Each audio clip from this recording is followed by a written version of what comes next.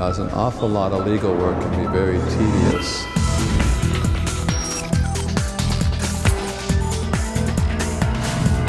It's not as exciting. Be able to achieve the things I'd like to in the future.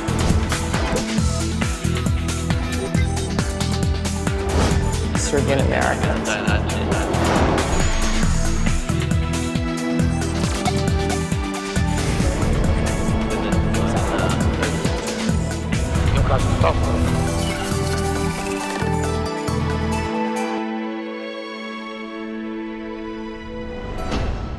Uspešni ljudi su jednostavno talentovani za uspeh. Ali talent je kao vatra. Može vas grejati kada je hladno, može vas opeći ako ne usmerite, ali se zasigurno lagano gasi ako je prepuštena samoj sebi.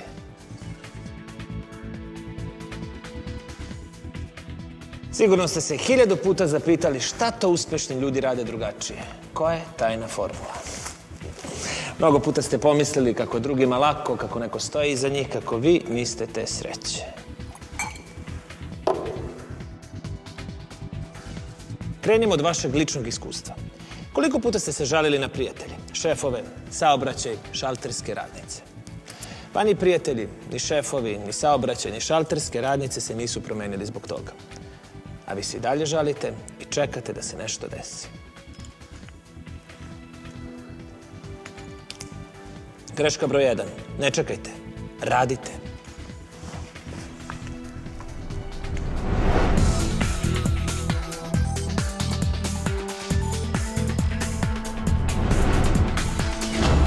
Stvar je vrlo jednostavna. Naš uspeh zavisi od nas samih i do njega treba naći najkraći i najbezbolniji put. Matematika je prosta. Treba biti spreman na poraze čak i ako krećete od nule, jer minus i minus daju plus dok god ne odustanete.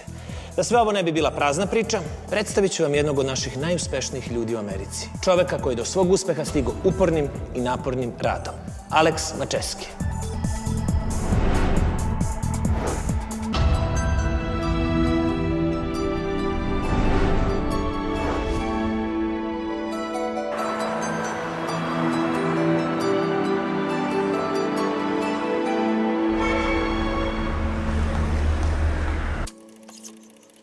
Aleks Maceski rođen je u Americi kao 3. generacija Srba u Sjedinjenim Američkim Državama. Otac mu je bio radnik u čelečani, a majka konobarica, bez nekih preduslova za veliki uspeh. Možda baš zbog toga Maceski je vrlo rano naučio da čovek srećni kada je stomak pun i uverio se u onu dobru, staru srpsku poslovicu da ko radi, ne boji se gladi. I tako je sve počelo.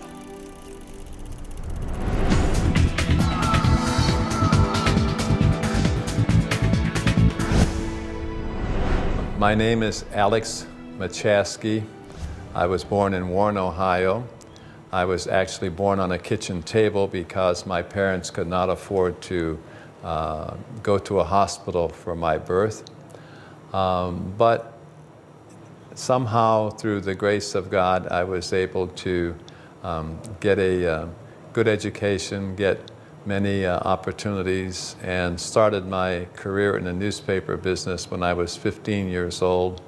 Eventually got my degree in marketing and worked my way up through the newspaper business to become publisher, chief executive officer, and president of the Plain Dealer in Cleveland, Ohio, which is one of the largest newspapers in the United States. I first earned money when I was 6 years old, not 7, 6. I learned something about business because nearby where I was living there was a baseball park. So I learned how to make popcorn and put it in bags, and I learned how to ice the pop. And I had a big red wagon, and every Sunday I would take my popcorn and pop to the ballpark and sell it, and then come back home and get more popcorn and more pop, and I learned. But then later on, you learn different lessons. For example, I'm Serbian, so I was always full of energy. There was a time when I was delivering newspapers in the morning, and then in the evening, I was working in a bowling alley to set pins. This is before they had automatic pin setters. So I would work in the bowling alley from 6 o'clock in the evening until 11 o'clock. And the lesson you learn there is that when you're working in the bowling alley, you want to buy milkshakes and ice cream sandwiches and hot dogs. So at the end of the week, the bowling alley would pay me maybe $26, $27, but then I had a bill for $25 or $26 of all the stuff that I ate all week. So I was eating my profits at that time. I used to always be a night person, but as I started to get more responsibility and get involved in many more things in the community, I became a very early person. So it was the kind of worst combination, because even today I survive on 5-6 hours maximum of sleep. But when I was really, I would say, for the last 25 years of my working career, I would always be at some meeting, either my own or somebody else's in the community or at the company at 7:30 in the morning. And I would be at the office usually until 6:30 at night, sometimes 7 o'clock. I would be, as I became publisher of the newspaper, I used to be out 5-6 nights a week. And so they made for very long days. I mean, you go from, I would usually have anywhere between 8 to 12 meetings every day. And so when you were working from 7:30 in the morning until 10:30 at night, it's a long day. But in the newspaper business, you never stop. I mean, news is being made 24/7 every day around the clock. And it's not unusual to get a phone call about some situation at 3 o'clock in the morning.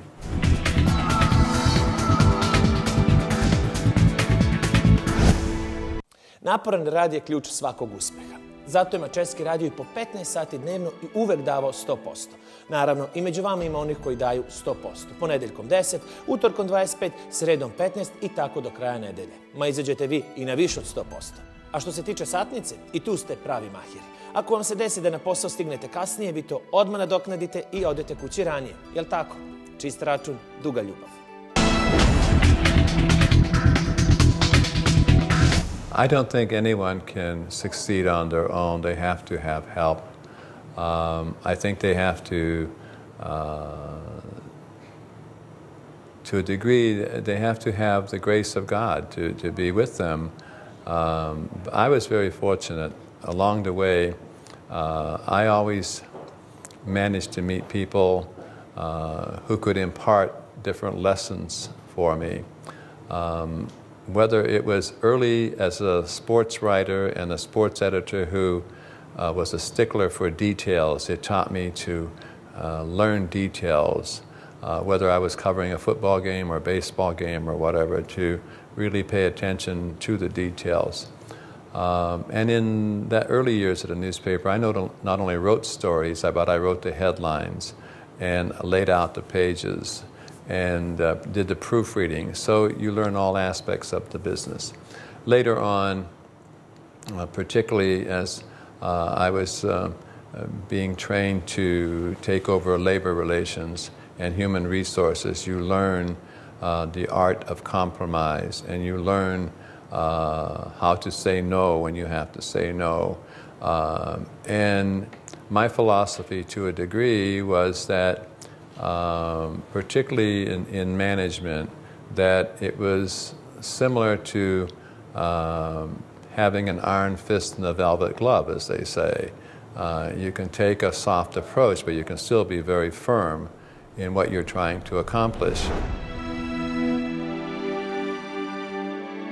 As a young person born in America, I was able to read and write Ćirilica, and to get a firm grasp of what it is to be a good Serbian, and that is to have a faith in God and a faith in the Serbian Orthodox Christian way. And I think those things stayed with me. I had the opportunity as an altar boy to serve with Bishop Nikolai, now Saint Nikolai. And those things stay with you. And then throughout my working career, I always felt that it was important to take advice from people that are more experienced, to listen to people, regardless of what position they held in the company, and to have a good moral code, whether the moral code comes from a firm set of beliefs or from your faith, whatever it is, but you need a compass to kind of to guide you through life. Well, certainly a good work ethic. I was never afraid of work. I had many jobs as a young person, but you drive yourself to have a good work ethic, and most Serbians have a very good work ethic. And along the way, it helps to be curious, to raise questions if you don't know things, and to be able to have some people skills so that you can connect with people and relate to people and be compassionate with people.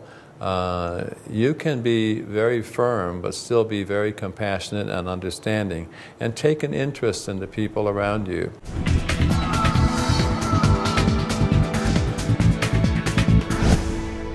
Najteže je krenuti.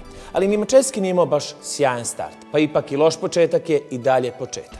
Ako, na primjer, obućar napravi lošu obuću, ništa strašno, prosto jedne sezone ćemo nositi loše cipele.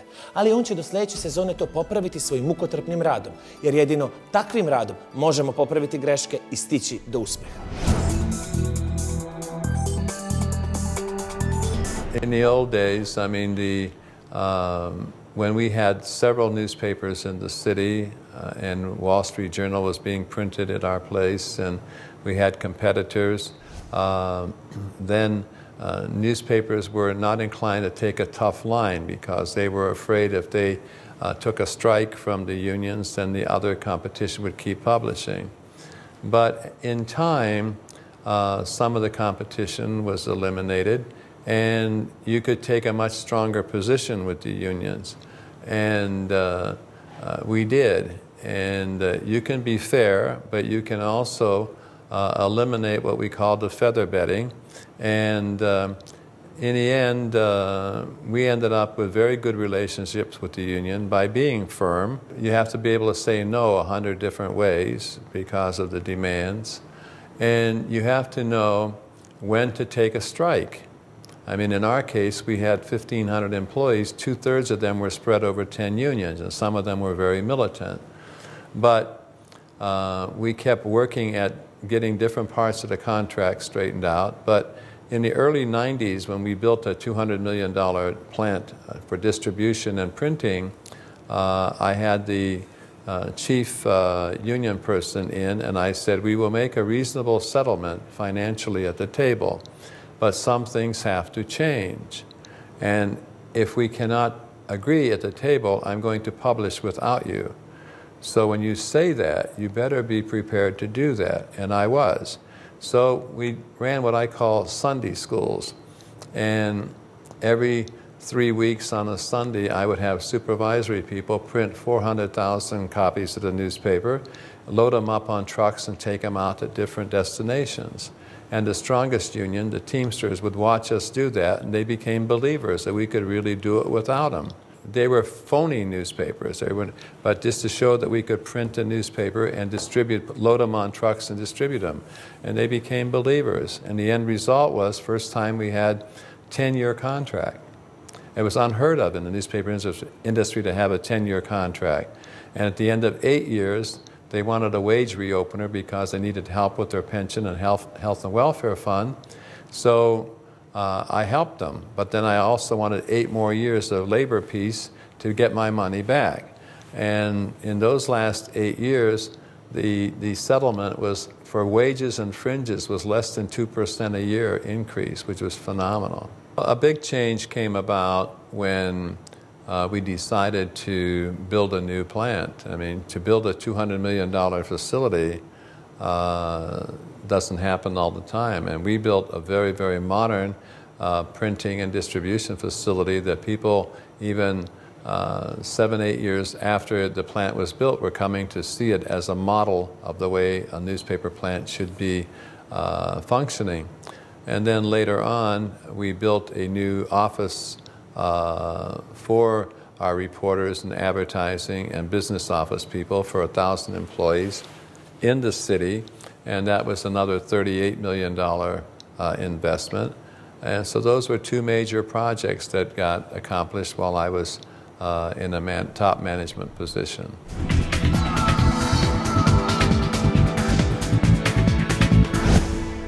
Radom se sigurno dolazi do uspeha, ali se mora raditi svakoga dana jer je sve u vašoj dnevnoj rutini. Recimo kravata. Prvi put se svakom uči. Koja strana ide preko koja, gde se šta provlači, kako tu uvek onaj pogrešan kraj ispadne duži. A onda jednom ukapirate, pa drugi put kravatu vežete mnogo brže.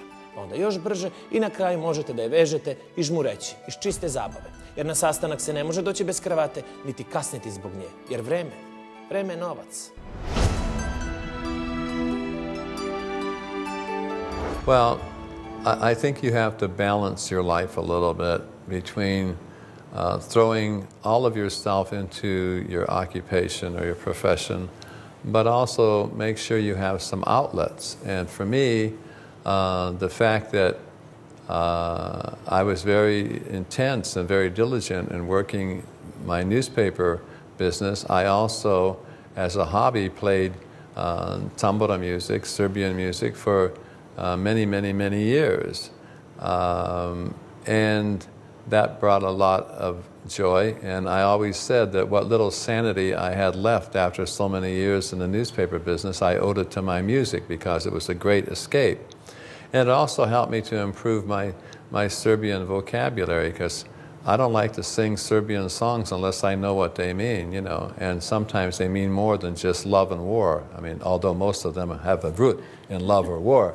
But it's just good to know, and we have such beautiful Serbian songs. Well, one thing that I was taught by my Baba as a very young person was absolutely the wrong advice for Serbia. When I was a young person, Baba used to always say, "Chuti, chuti, chuti." And I'm afraid that all through the 90s, that Serbia and its government su čutili.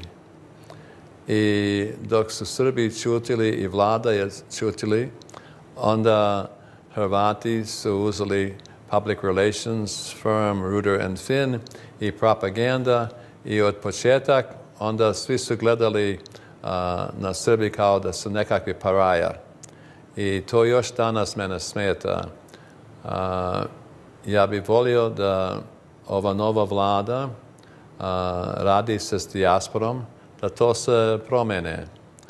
Mene škodi zato što ako Angelina Jolie napravi novu sliku, ako Tom Cruise napravi novu filmu, uvijek se pokaže Srbi da su nekakvi lopovi i zločist narod. Kad dosta puta vidim nešto u novine kao Washington Post ili New York Times, uvijek to je protiv Srbi.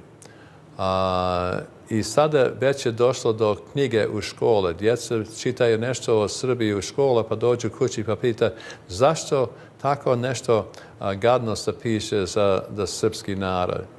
I do sada baš nisam vidio da vlada priznaje u Srbiju koliko to je velika problema i da hoće da radi sa dijasporom da to se popravi.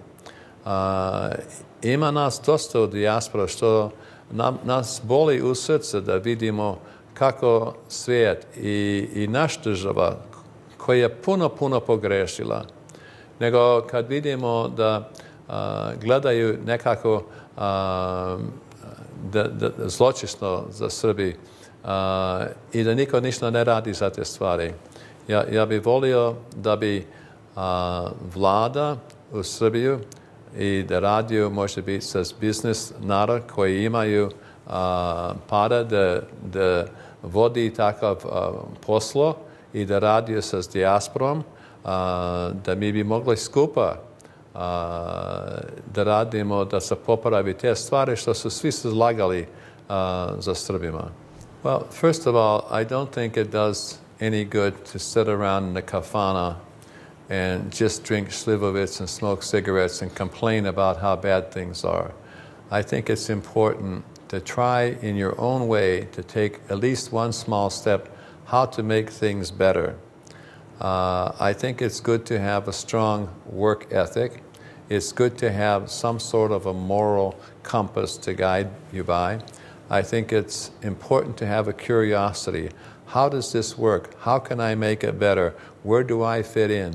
Is there something I can do to make my neighborhood better or my city better? How can I make a better contribution to other people where I live? How do I participate in a meaningful way in the political process? I go around Belgrade and I go to some very, very nice restaurants and I see very successful people. But, you know, come out of the nice restaurants and go into other places and talk to the people and say, you know, how do you think it's going? And when some of them tell you, bilo je bolje u prošlije dane, you have a problem. You have to try to work to find out why is that attitude that way and how to make it better. Well, ja želim sve najbolje za srpski narod. Ja sam rođen u Ameriku, nego moje srce je u Srbiji.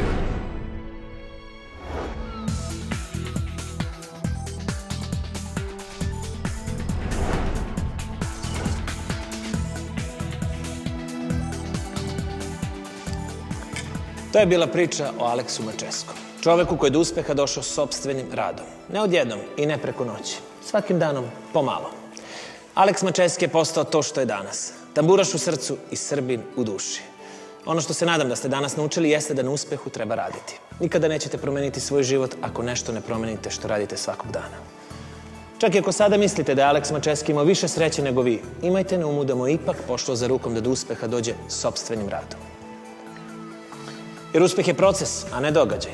Do sledećeg susreta radite i ne odustajte. Čeka nas još mnogo posla.